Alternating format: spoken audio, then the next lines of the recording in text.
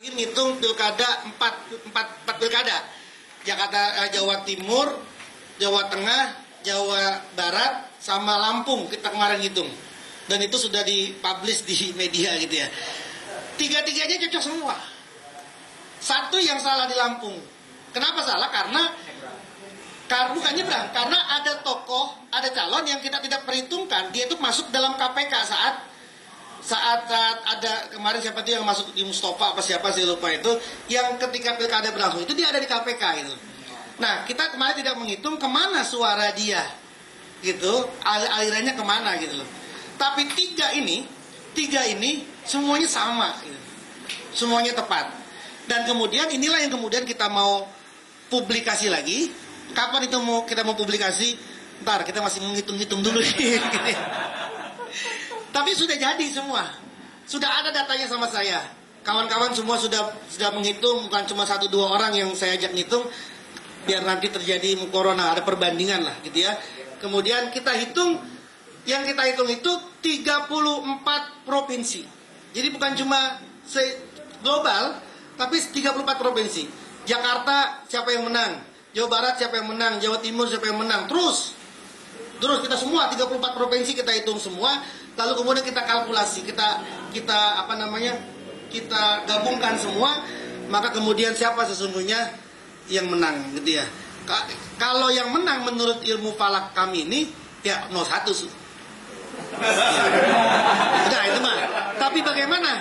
Ini menurut ilmu falak kami ini 01 gitu ya.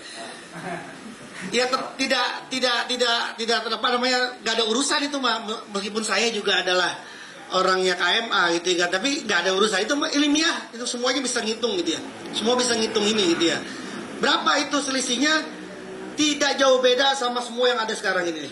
Dan itu sudah dua bulan yang lalu kita ngitung, sebelum ini ada. Tinggal kita nanti sajalah, ada waktunya kita untuk. Nah, bagaimana metode ilmu falak yang kami gunakan itu? Tadi Pak Jokowi kan dia bersandingan dengan Kiai Ma'ruf, maka datanya Hayatul Falakiyah, data kelahirannya Pak Jokowi itu dicocokkan, digabung, ditransitkan dengan, kalau untuk Provinsi Jakarta berarti KPUD DKI Jakarta tanggal 19 April jam 1 siang. Untuk Jawa Barat ya KPUD Bandung, Jawa Barat. Untuk Jawa Timur, Jawa Tengah, begitu seterusnya. Itu kita hitung tuh, kita akan satukan. Begitupun dengan datanya Kiai Ma'ruf. Hayatul Falakiyahnya Kiai Ma'ruf itu ditransitkan, digabungkan dengan keadaan langit saat terjadi Pilpres di Jakarta tanggal 17 April 2019 jam 1 di Jakarta, di KPUD Jakarta. Nanti di Jawa Timur juga begitu, di Jawa Barat juga begitu. Begitupun dengan pasangan 02, Pak Prabowo, Hayatul Falakiyahnya kita satukan. Kemudian Bang Sandi juga kita satukan Hayatul Falakiyahnya. Setelah disatukan diapakan? Setelah disatukan ini masing-masing kita lihat Pak Jokowi ini mengalami ittisolat seperti apa. Tadi sa'dunnya, trennya, taslisnya sama tasdisnya ada berapa. Sa'dunnya itu bernilai berapa. Nahsunnya yang terdiri dari square dan oposisinya itu poinnya berapa, sekian, berapa. Kemudian Pak Kiai Ma'ruf berapa. Kemudian Kiai Ma'ruf itu sa'dunnya berapa, nahsunnya berapa. Maka sa'dunnya Kiai Ma'ruf dengan Pak Jokowi itu dijadikan satu, ditambahin, digabungkan. Kemudian nahsunnya Kiai Ma'ruf sama Pak Jokowi itu digabungkan. Lalu kemudian kita ambil satu poin, lalu kita kalikan 100, ketemu nanti berapa persennya di situ. Nah, begitupun yang kita lakukan dengan Pak Prabowo dan Bang Sandi.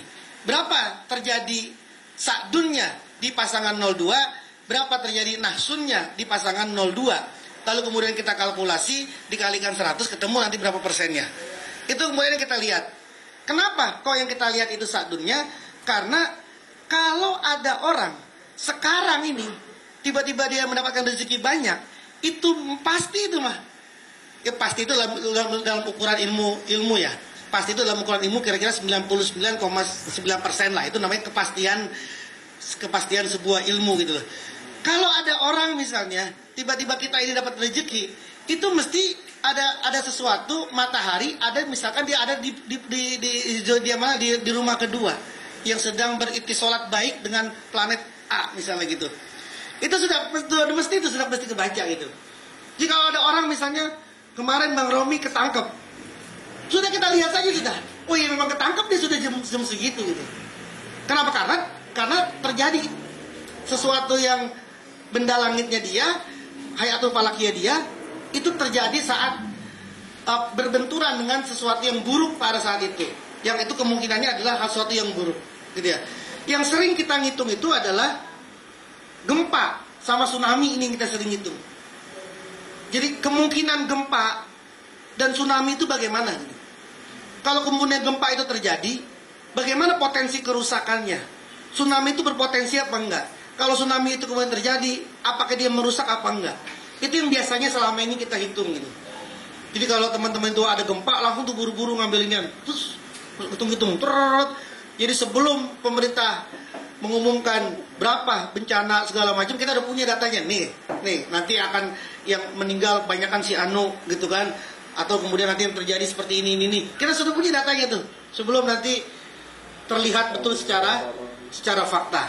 Nah itulah Bapak Ibu sekalian, tentu nggak bisa semua saya sampaikan ini karena ini terkait dengan hal-hal yang sifatnya teknis gitu ya. Tapi mudah-mudahan ini bisa memberikan gambaran secara umum saja dulu bahwa ilmu falak yang selama ini kita kenal ternyata masih banyak yang disia-siakan oleh kita gitu. Apa yang disia-siakan oleh kita ini? Karena ada sesuatu yang sifatnya hakikiyah, batniyah, yang sesungguhnya bisa kita ambil dari situ, tapi kita tidak tangkap itu. Kenapa kita tidak tangkap itu? Karena tadi kita sudah terkurung dengan astrologi kan sesuatu yang dosa. Terus ilmu nujum, orang yang datang ke ahli nujum, maka sholatnya nggak akan diterima, segala macam, segala 15 semuanya. Kalau itu diartikan secara letterlek, tekstual, maka yang duluan masuk neraka Al-Ghazali, Ibnu Rus. Terus nih Guru Mansur, Guru Mansur di Jembatan 3 duluan tuh. Kiai Mahfud, saya Ali yang ngarang Amsal Tasrifiyah duluan sudah situ. Duluan, kita mau belakangan. Kalau emang itu betul-betul sama seperti ilmu wafak, ilmu wifik. Kalau memang ilmu wafak, ilmu wifik itu ada sesuatu yang sifatnya syirik, ya sudah beliau-beliau duluan nanti masuk neraka, baru kita gitu. Nah, itu kan butuh sesuatu yang sifatnya pemahaman, dan saya pikir itu bukan di sini nanti kita mengkajinya gitu ya. Jadi yang penting adalah bahwa ilmu falak digunakan oleh ulama-ulama, bukan cuma ulama dunia, ulama Nusantara kita juga semua sudah menghitung itu gitu. Sudah punya hazanah. Makanya ulama-ulama dulu misalnya gini,